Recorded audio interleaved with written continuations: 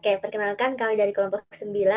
Di sini kami akan mempresentasikan hasil diskusi kami tentang studi kasus 4, yaitu Bike Sharing Demand Analysis. Sebelum itu, perkenalkan saya Fraya Lindita dengan NIM 672023-155. Saya Risma Alicia dengan NIM 67 2023 152. Saya Pranadita Tainya dengan NIM 67 2023 162. Saya Windy Delia Orvala dengan NIM 67 2023-220. Selanjutnya, kami akan menjelaskan tentang codingan.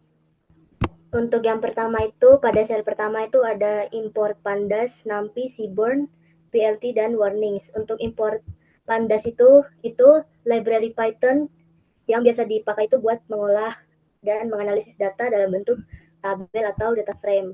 Yang kedua itu import numpy. Itu tuh library Python itu untuk mengelola data angka, operasi matematika, dan array. Yang ketiga ada import seaborn. Itu untuk visualisasi data berbasis matplotlib, tapi yang membuat tampilannya itu lebih bagus dan mudah dipahami. Selanjutnya ada import plt. Itu library utama untuk visualisasi data di Python. Jadi untuk membuat grafik batang, garis, pie chart, dan lain-lain. Selanjutnya itu ada import warnings. Ini itu untuk mengatur peringatan atau error ringan di program. Selanjutnya ada Matplotlib inline. Itu untuk menampilkan grafik langsung dalam notebook. Yang terakhir ada warnings, filter warnings, atau itu ignore. Itu untuk menyembunyikan semua peringatan warning saat program dijalankan. Lanjut ke sel berikutnya. Ada dev sama dengan itu dev pd.read.csv yang di dalam kurung itu nama file Excel yang isinya tuh data-data set. Itu untuk yang read CSV itu fungsi di pandasnya untuk baca file CSV-nya. Terus yang di df itu nama variabel untuk data frame-nya. Lanjut yang df describe. Itu data-datanya untuk 5 data awalnya. Lanjut yang di bawahnya itu ada dev.head. Itu untuk menampilkan 5 baris pertama dari data frame. Itu dari data mulai dari 0 sampai 4 di tabel. Selanjutnya di sel berikut ada dev describe. Itu fungsinya itu untuk menampilkan ringkasan statistik deskriptif dari data numerik di data frame. Jadi nanti itu ada count, itu jumlah datanya, berapa banyak baris. Selanjutnya itu ada min, itu data nilai rata-rata dari datanya. Terus STD itu standar deviasi, itu ukuran sebaran data. Selanjutnya ada min, itu nilai terkecilnya. Ada 25% itu untuk kuartil pertama atau nilai tengah antara data terkecil dan data mediannya. Selanjutnya ada 50% itu median atau nilai tengahnya. Terus 75%-nya itu kuartil ketiga, itu nilai tengah antara median dan nilai terbesarnya. Lanjut yang max itu nilai terbesarnya. Sel berikutnya itu ada dev.info. Itu untuk menampilkan informasi singkat tentang data frame-nya. Nah, itu isinya itu ada jumlah barisnya, terus ada nama kolomnya, terus ada data yang not null, jumlah data yang not null di setiap kolom. Lanjut ada tipe data tiap kolom. Selanjutnya ada di sel berikutnya ada unique value dev.apply. Nah, itu fungsinya untuk menghitung jumlah nilai unik yang ada di setiap kolom dalam data frame-nya.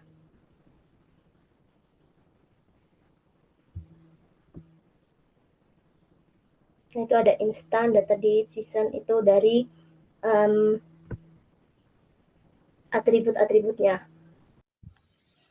Yang selanjutnya itu ada DF is null sum. DF itu singkatan dari data frame, struktur data utama di pustaka Pandas, isinya seperti Excel, baris dan kolom. Is null itu untuk mengecek apakah tiap data kosong, null, none menghasilkan true kalau kosong, false kalau tidak. Sum itu karena true dianggap 1 dan false dianggap 0, maka fungsi sum akan menjumlahkan jumlah true. Jadi sel ini untuk menghitung jumlah nilai kosong di setiap kolom. Nah, untuk outputnya itu di sini kan ada itu mengecek jumlah data kosong di setiap kolom dataset, makanya 0 semua. Gunanya adalah untuk memastikan bahwa data bersih dan tidak perlu ditangani nilai none. Lalu codingan saya selanjutnya itu rename dipakai untuk mengganti nama kolom lama jadi nama baru. Columns itu untuk kita memasukkan kamus dictionary berisi pasangan kolom lama perbandingan dengan kolom baru. Contoh, itu di situ kan ada kata HR hour, kolom HR diganti jadi kata hour. Kenapa perlu diganti? Karena nama asli sering singkatan atau sulit dipahami. Setelah diubah, kita bisa lebih mudah membaca dan mengolah data. Di situ ada div hit, itu untuk menampilkan 5 baris pertama dari data frame sebagai cuplikan. Lalu untuk outputnya itu, di situ ada beberapa kolom. Nah, kolom seperti CNT itu sudah menjadi count, HR itu bisa berubah menjadi hour, dan seterusnya. Ini memudahkan saat kita ingin melakukan analisis atau membuat visualisasi. Sel yang selanjutnya itu ada draw, fungsinya untuk menghapus bagian dari data frame. Columns artinya kolom yang mau dihapus adalah date, instant, dan year. Kenapa? Instant itu hanya ID data, tidak relevan untuk analisis. Kalau date itu tanggal sudah diwakili oleh month, weekday, dan lain-lain. Kalau untuk year itu bisa jadi kurang penting kalau kita analisis per jam atau bulan. Untuk outputnya itu di sini ada data. Nah, dataset lebih fokus ke variabel yang memang relevan untuk prediksi atau visualisasi jumlah peminjaman sepeda. Selanjutnya itu calls, itu untuk membuat daftar call yang isinya adalah angka-angka kategori, bukan angka matematika. Contohnya, itu season sama dengan 1, artinya musim semi bukan angka 1 dalam perhitungan. For call in calls, perulangan untuk setiap call di dalam list calls. Lalu ada as type atau kategori, itu untuk mengubah tipe data dari angka in64 menjadi kategori yang lebih efisien untuk data seperti yang pertama itu kan season 1 ya, itu artinya semi, 2 itu panas, 3 gugur, dan 4 itu dingin. Lalu holiday, 0 itu bukan hari libur dan 1 libur. Kenapa penting? Yang pertama itu untuk menghemat memori karena tidak disimpan sebagai angka. Yang kedua itu untuk membantu dalam visualisasi supaya ditampilkan sebagai nama bukan angka. Yang ketiga itu model mesin learning bisa tahu itu kategori bukan angka biasa. Di situ ada output yang artinya tipe data untuk kolom-kolom tersebut sekarang berubah jadi in64 menjadi kategori. Yang awalnya kolom-kolom seperti season, month, hour, weekday, dan lain-lain biasanya bertipe in64 yang merupakan angka-angka di dalamnya dianggap sebagai angka numerik biasa, misal 1, 2, 3, 4 itu diproses kayak angka buat dihitung, ditambahin, dan lain-lain. Tapi sebenarnya kolom-kolom ini bukan angka yang mau dihitung jumlahnya, melainkan kode kategori. Contohnya season kan sama dengan 1, artinya spring. Season sama dengan 2, yang artinya sama, dan seterusnya. Lalu yang selanjutnya itu fixax sama dengan plt subplots, yaitu untuk membuat kerangka gambar dan sumbu atau axis. Lalu ada fixed size 20,5, itu merupakan ukuran lebar sama dengan 20 dan tingginya itu 5, besar dan horizontal. Lalu supaya hasil grafik tidak terlalu sempit dan gampang dibaca. Lalu ada SNS point plot yang merupakan untuk membuat grafik titik-titik atau point plot. Fungsinya dari si burn untuk membuat grafik titik-titik dan menyambungkan jadi garis. Yaitu ada X sama dengan hour yang merupakan sumbu X adalah jam 0 sampai 23, Y sama dengan count yaitu sumbu Y adalah jumlah orang yang meminjam sepeda. Lalu ada W yaitu weekday yang merupakan warna garis dibedakan berdasarkan hari. Nah, ini merupakan output. Nah, di sini muncul pola yang terlihat jelas bahwa hari kerja weekdays Senin sampai Jumat yang pertama itu ada 2 puncak ya. Puncak pertama itu ada sekitar jam 8 pagi. Ini adalah waktu orang berangkat kerja atau sekolah. Banyak orang yang menggunakan sepeda sebagai alat transportasi menuju tempat aktivitas mereka. Lalu puncak yang kedua itu sekitar jam 5 sore. Ini adalah waktu orang pulang kerja. Mereka kembali menggunakan sepeda dari kantor sekolah ke rumah.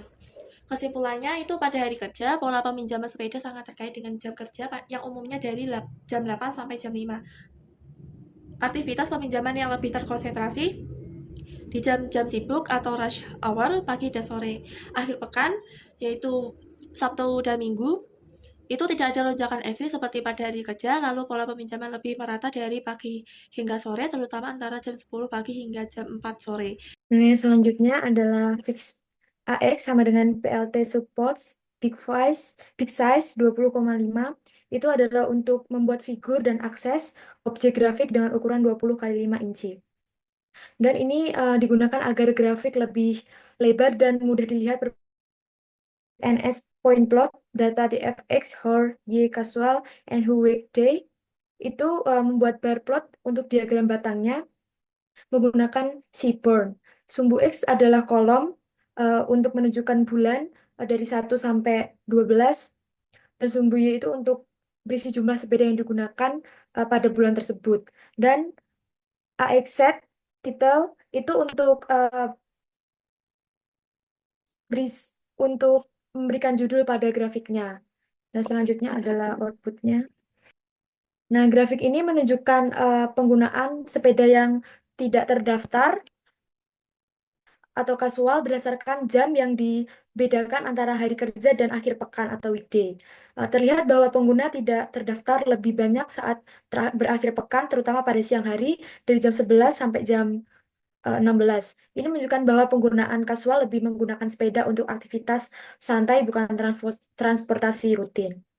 Dan selanjutnya, seperti yang di atas, Fig AX, PLT subplots itu untuk membuat figur dan akses dilihat perbedaan antara bulannya. Dan lanjut saja ke outputnya.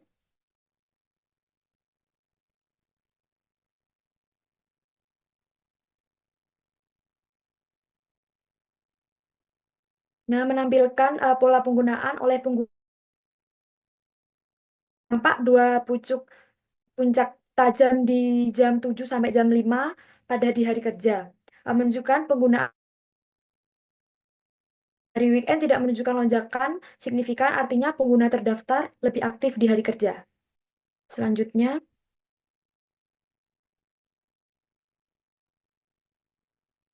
langsung ke outputnya saja grafiknya.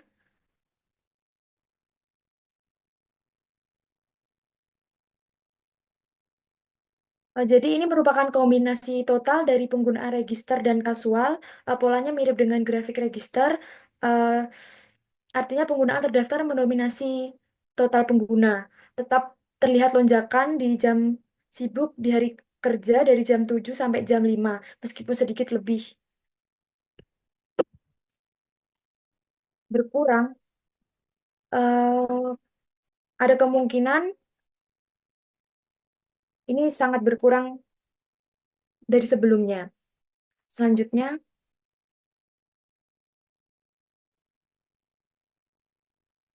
ini juga langsung ke outputnya saja.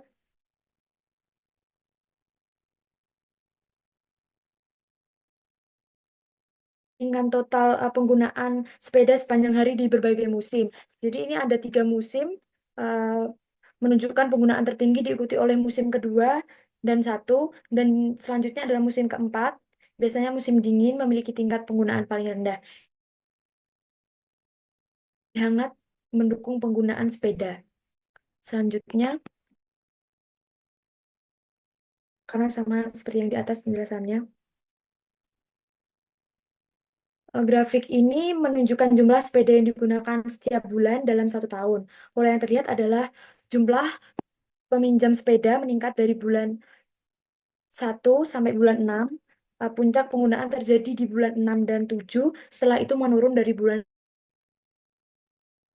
Sepeda paling tinggi terjadi di pertengahan tahun, yaitu mungkin musim panas di berbagai negara. Peminatan rendah terjadi di bulan 1, 2, 11, dan 12. Kemungkinan karena musim dingin dan kurang nyaman untuk bersepeda. Oke, yang berikutnya adalah fix X PLT subplots yang dimana membuat sebuah figur dan akses untuk plotting dengan ukuran figur lebar 20 inci dan tinggi 5 inci. Pick adalah objek figur utama dan X adalah objek akses atau area grafik. Data yang dipakai berasal dari data frame atau DF, dan sumbu X diisi dengan kolom weekday atau hari dalam seminggu, biasanya 0 sampai 6 dari data. Sumbu Y diisi dengan kolom count yang mempresentasikan jumlah sepeda.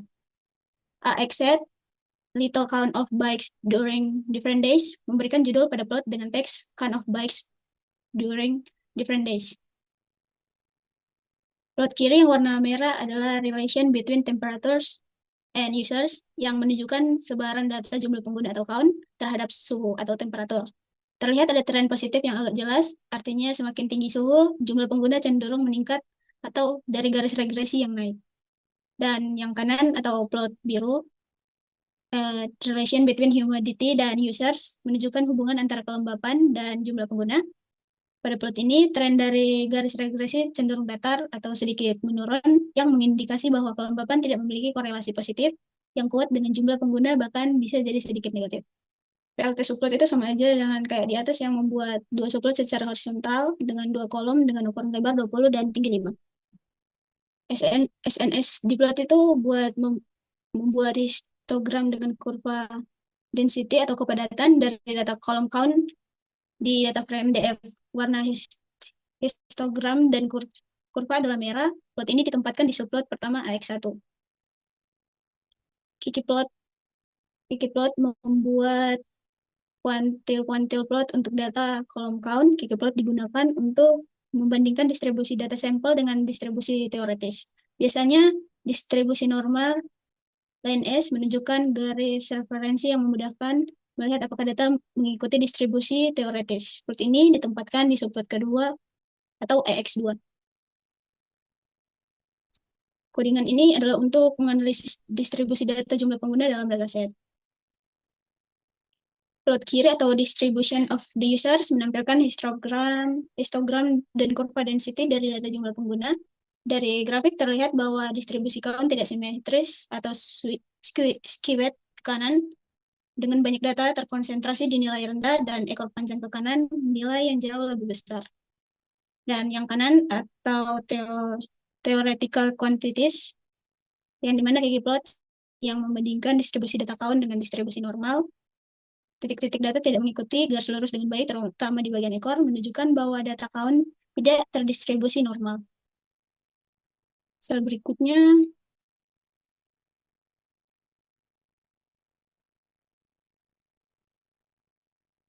DF count sama dengan NP log DF count. Kode ini melakukan transformasi logaritmik pada kolom count di data frame DF, dan fungsi NP log dari NumPy digunakan untuk mengambil log natural dari setiap nilai di kolom count.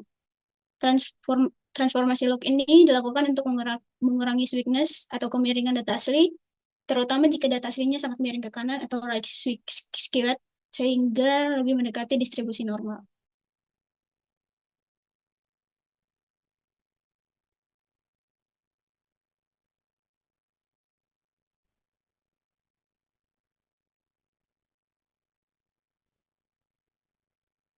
Pick AX1 dan AX2 itu untuk membuat subplot berdampingan dua kolom dengan ukuran gambar atau fixed size 20 kali 5. Subplot pertama AX1 menampilkan distribusi data count yang sudah ditransformasi log menggunakan histogram dan kurva density dengan warna merah. Subplot kedua AX2 adalah Kiki plot yang membandingkan kuantil data atau count hasil transformasi log dengan kuantil distribusi normal atau garis referensi line sama dengan S. Plot yang samping kiri atau distribution of the users, histogram dan kurva density dari data count setelah transformasi log. Distribusi terlihat lebih simetris dan mendekati bentuk normal atau bell-shaped curve. Berbeda dengan distribusi asli yang miring ke kanan. Dan yang kanan, plot kanan, atau biasa dibilang theoretical quantiles atau Kiki plot menunjukkan titik-titik data yang lebih dekat mengikuti garis lurus. Artinya, distribusi data hasil transformasi log lebih mendekati distribusi normal dibandingkan data sebelum transformasi. Dengan kata lain, transformasi log berhasil membuat distribusi data count menjadi lebih normal, sehingga analisis statistik lebih valid dan interpretasi data menjadi lebih baik. DF core itu untuk menghitung matriks korelasi antar kolom numerik dalam data frame DF. Korelasi ini mengukur kekuatan dan arah hubungan linear antara dua variabel dengan nilai antara -1 sampai 1. PLT figure untuk membuat figur baru dengan ukuran lebar 15 dan tinggi 7 untuk menampilkan heat map. SNS heatmap untuk membuat heatmap dari matriks korelasi core. Codingan ini adalah untuk memvisualisasikan korelasi antar variabel numerik di dataset dengan heatmap. Kita dapat dengan mudah melihat variabel mana yang memiliki hubungan negatif kuat, atau hampir tidak berkorelasi. Ini membantu dalam analisis data untuk memahami hubungan antar fitur yang berguna, misalnya dalam pemilihan fitur untuk model prediksi atau untuk insight data lebih dalam. Untuk outputnya, nilai mendekati 1 yang warna terang berarti korelasi positif sangat kuat. Misal temperatur dengan attempt memiliki korelasi 0,99 yang sangat erat. Nilai mendekati -1 artinya warna gelap, berarti korelasi negatif kuat. Seperti humidity dengan casual, yang dimana min 0,35. Nilai mendekati 0 berarti tidak ada korelasi linear yang kuat. Variabel register dan count memiliki korelasi tinggi, di mana 0,78 yang menunjukkan jumlah pengguna terdaftar sangat berpengaruh terhadap total count pengguna. Temp dan attempt, yang dimana temperatur dan apparent temperatur hampir sempurna positif berkorelasi 0,99. Humidity cenderung berkorelasi negatif dengan pengguna casual dan register. Oke, selanjutnya kita akan menjawab 8 pertanyaan atau 8 soal. Untuk nomor pertama itu, jadi dari masalah tersebut itu termasuk dalam supervised learning atau unsupervised learning. Nah, untuk kasus yang dibahas itu adalah memprediksi jumlah sepeda yang akan dipinjam atau demand berdasarkan berbagai fitur seperti tanggal, jam, cuaca, suhu, kelembapan, kecepatan angin, dan lain-lain. Untuk masalah bike sharing demand analysis ini termasuk ke dalam kategori supervised learning. Itu karena menggunakan data berlabel atau count sebagai target prediksi dan melatih model untuk memprediksi nilai tersebut berdasarkan input fitur yang tersedia. Untuk nomor selanjutnya, itu menjelaskan mengenai datasetnya, sumbernya dari mana, berapa atributnya, berapa intensnya, dan jumlah datanya. Untuk dataset bike sharing demand ini dari Kaggle, itu berisi 17.379 data peminjaman sepeda per jam di Washington DC dengan 17 atribut tentang waktu, cuaca, dan jumlah peminjaman. Untuk datasetnya sendiri itu berasal dari Kaggle, kompetisi bike sharing demand. Untuk linknya sudah tercantum. Lalu untuk jumlah instance-nya atau barisnya itu ada 17.379 baris. Jumlah atribut atau kolomnya itu ada 17. Next. Untuk daftar atributnya sendiri itu ada instan atau ID barisnya. Date day itu tanggal, season itu musim, ada 1 spring, 2 summer, 3 fall, 4 winter. Lalu YR itu tahun, 0 2011, 1 itu 2012. Ada month itu bulan, dari bulan pertama sampai 12. Ada HR itu jam dari 0 sampai 23. Lalu ada holiday atau hari liburnya, 0 itu bukan hari libur, 1 itu hari libur. Lalu ada weekday, itu hari dalam minggu, 0 itu minggu, 6 itu Sabtu. Selanjutnya ada working day atau hari kerjanya, 0 itu bukan hari kerja, 1 itu hari kerja. Lalu ada weather sheet, itu kondisi cuaca, temp itu temperatur, attempt itu temperatur yang dirasakan.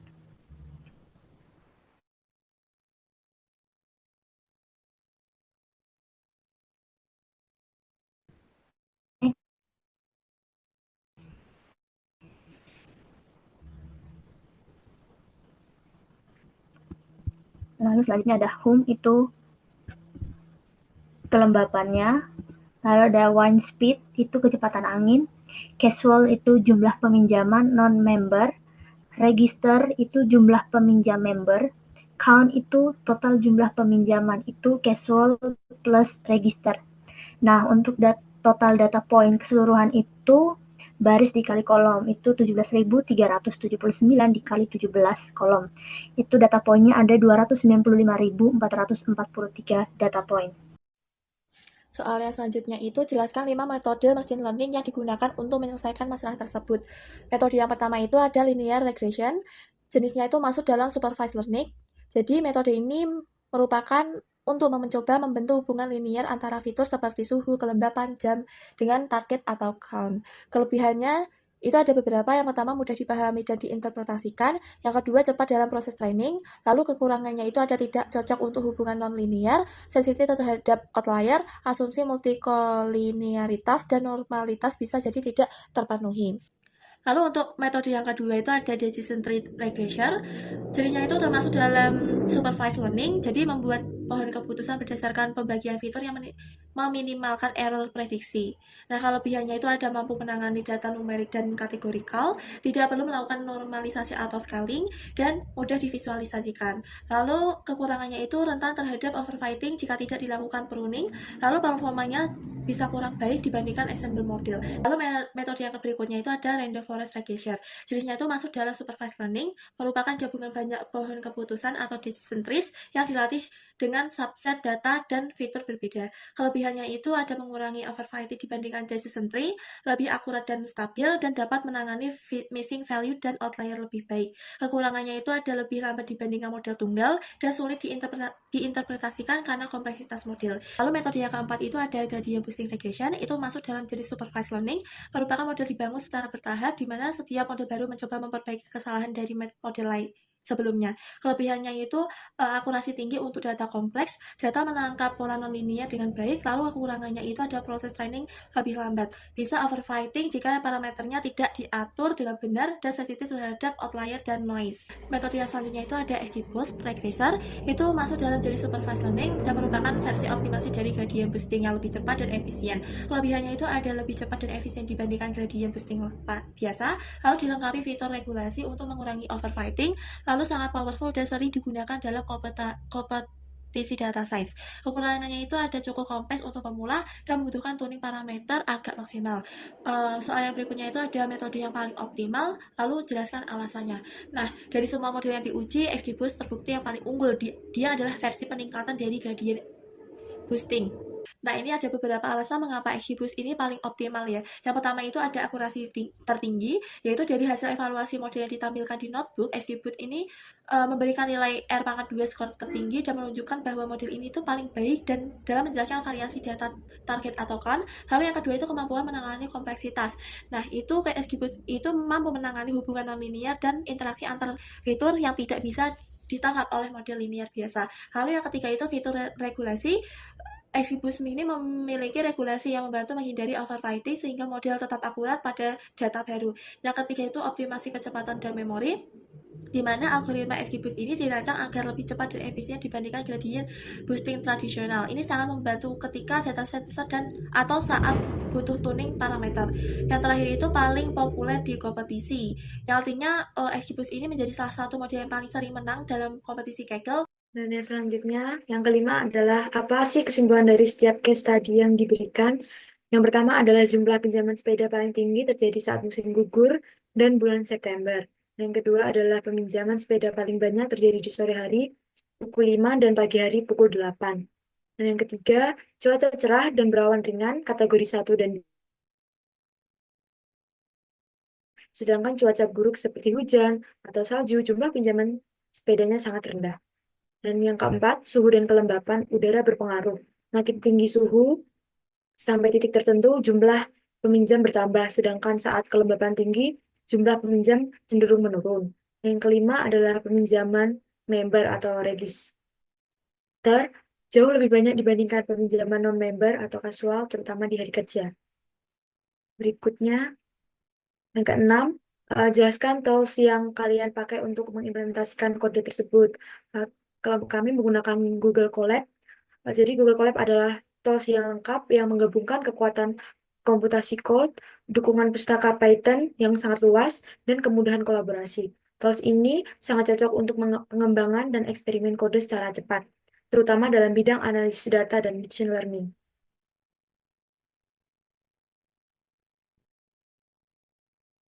Yang ketujuh, soal ketujuh, library apa yang digunakan untuk mengimplementasi setiap algoritma yang digunakan. Pertama, ada Pandas untuk memanipulasi dan mengeksplorasi data.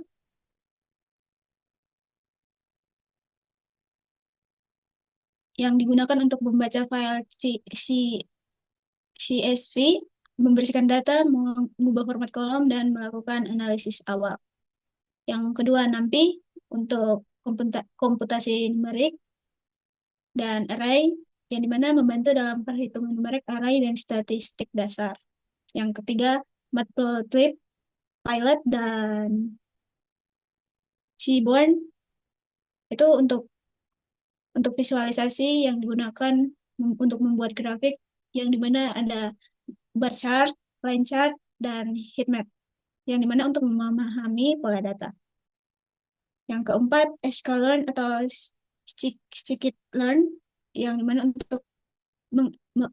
untuk implementasi algoritma machine learning seperti linear regression, random forest, dan lain-lain. Dan evaluasi model. Untuk machine learning digunakan untuk membangun model prediksi seperti linear regression, random forest, dan decision tree. Yang kelima, IPython display. Untuk mengatur output notebook yang dipakai agar setiap sel di notebook bisa menampilkan banyak output sekaligus. Selanjutnya,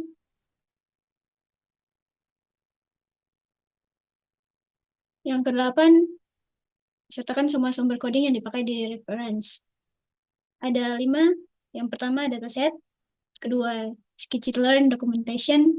Ketiga, XGBoost documentation.